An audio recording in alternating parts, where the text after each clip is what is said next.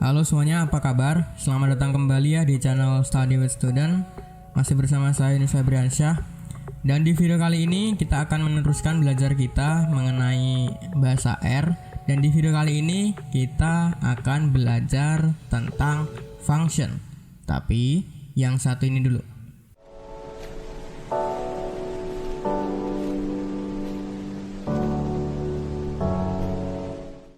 Oke ya teman-teman, jadi untuk mengikuti video function ini, pastikan teman-teman sudah menonton video di playlist dasar-dasar pemrograman mengenai konsep function dan konsep argumen dan parameter pada function. Nah, setelah teman-teman menyaksikan video tersebut, itu kan ada konsepnya dan di sini kita akan implementasi ke bahasa pemrograman R, ya. Jadi kita langsung aja buka aplikasi text editor kita atau IDE kita, yaitu RStudio seperti ini. Nah, jadi kita langsung aja buat file baru ya. File, kemudian new, kemudian RScript seperti biasa.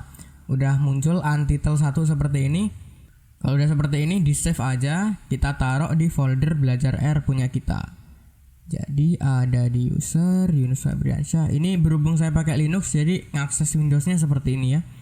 Kemudian di desktop belajar R, simpen aja namanya dengan function gitu ya. Kemudian di save. Kalau udah muncul seperti ini, function.r. Oke. Jadi, yang pertama kita akan memahami dulu ada apa aja built-in function di bahasa R.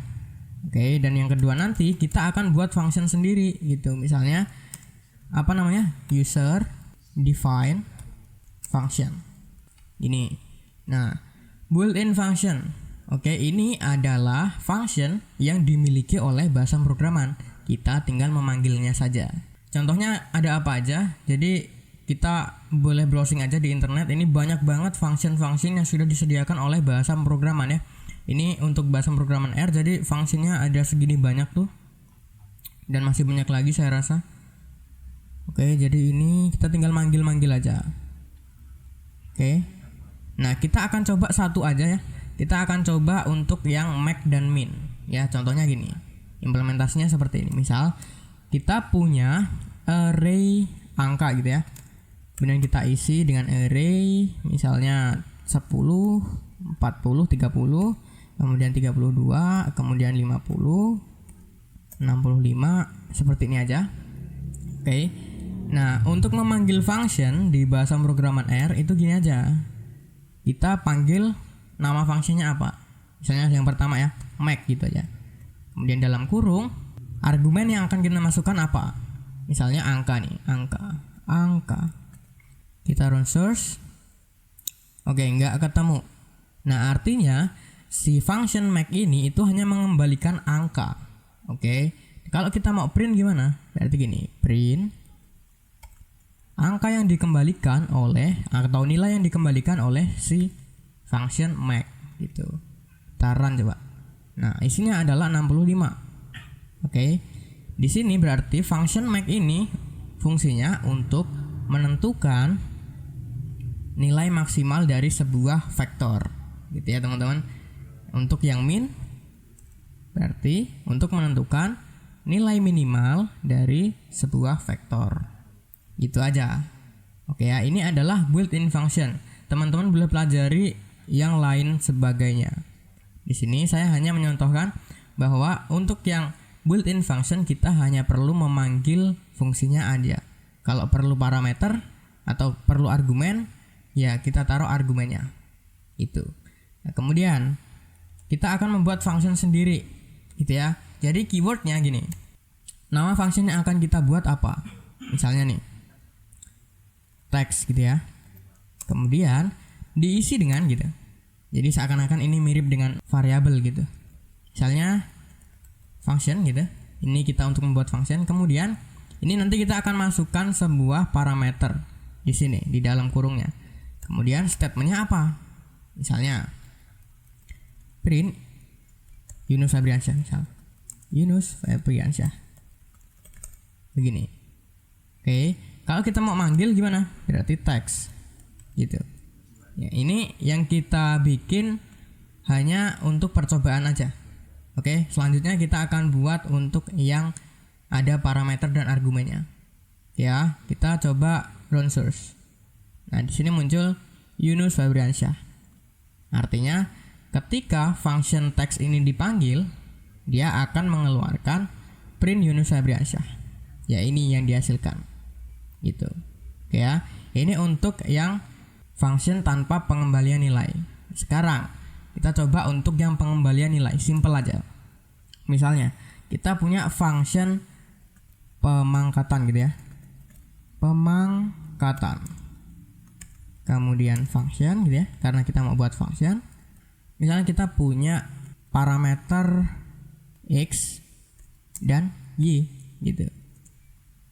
Kemudian untuk statementnya di sini berarti gini, return gitu. Kita langsung return aja, nggak apa-apa.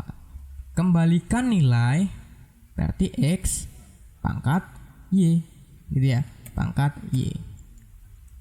Kemudian kita panggil fungsinya berarti pemangkatan. Misalnya kita isi 3,2 gitu. Kalau mau sekalian ngeprint berarti print pemangkatan ini. Ya, kalau udah kita run source. Nah, maka di sini keluarnya adalah 9. Kenapa? Karena gini. Ini sebenarnya sudah dipelajari di konsepsi, tapi nggak apa-apa. Ini kan kita punya tempat inputan yaitu 2 variabel. Oke, nah ini harus cocok juga dengan inputan 2 nilai yang kita berikan. Oke, berarti nilai yang pertama itu masuk di tempat variabel pertama yaitu x di sini. Oke, kemudian nilai kedua masuk di tempat nilai kedua yaitu y. Nah, statementnya kembalikan nilai x pangkat y, berarti 3 di x pangkat 2 di y. Berarti berapa? 3 pangkat 2, 3 kali 3, 9. Gitu. Oke ya. Nah, coba gimana ceritanya kalau misalnya yang kita inputkan hanya 3. Jadi yang y kosong. Coba ya, kita run source. Nah, katanya error. Kenapa? Karena argumen y is missing with no default. Artinya variabel y ini nggak boleh kosong.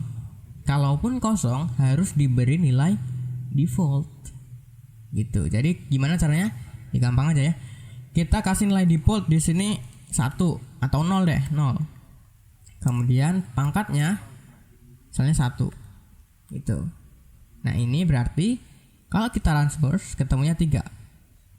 Berarti 3 masuk ke y. Jadi nilai defaultnya diabaikan kalau emang ada isinya. Kemudian yang y nggak ada isinya ya, nggak kita berikan inputan nilai, tapi ada nilai default 1. Berarti 3 pangkat 1 ya 3 gitu. Oke, mudah-mudahan ngecun nih. Nah, kemudian gimana kalau inputan kita lebih banyak daripada variabel untuk menampung nilainya? Misalnya nih, kita berikan 3 inputan. Oke, tapi yang menerima hanya 2 variabel. Coba ya, run source. Nah, katanya nggak boleh juga. Karena katanya unused argumen 1. Jadi si 1 ini nggak punya tempat untuk inputan. Oke, jadi kalau emang harus 3 nilai yang akan kita berikan, berarti si variabel penampungnya juga harus ada 3 gitu. Jadi nggak boleh ya. Ini untuk di R, tapi nggak tahu juga untuk di bahasa-bahasa pemrograman yang lain ya teman-teman. Jadi gitu, mudah-mudahan teman-teman ngecun nih. Oke, jadi itu dulu teman-teman video kali ini. Mudah-mudahan teman-teman paham dengan materi yang saya sampaikan. Dan untuk materi dasar-dasar pemrograman R ini saya cukupkan sampai video kali ini aja. Jadi untuk yang video selanjutnya kita akan masuk aja ke cara menghitung statistikanya gitu. Jadi di sini kita udah belajar dasar-dasarnya, coding-codingannya. Nah, dan di playlist ntar ya, misalnya playlist statistika pemrograman R. Nah, itu kita akan mulai menghitung langsung untuk yang implementasi ke statistikanya gitu ya. Jadi itu dulu teman-teman video kali ini. Mudah-mudahan teman-teman paham dengan materi yang saya sampaikan. Saya Nusa Bransyah pamit. Kita akan berjumpa lagi di video-video selanjutnya dan di playlist selanjutnya. Oke, jadi itu dulu. Terima kasih.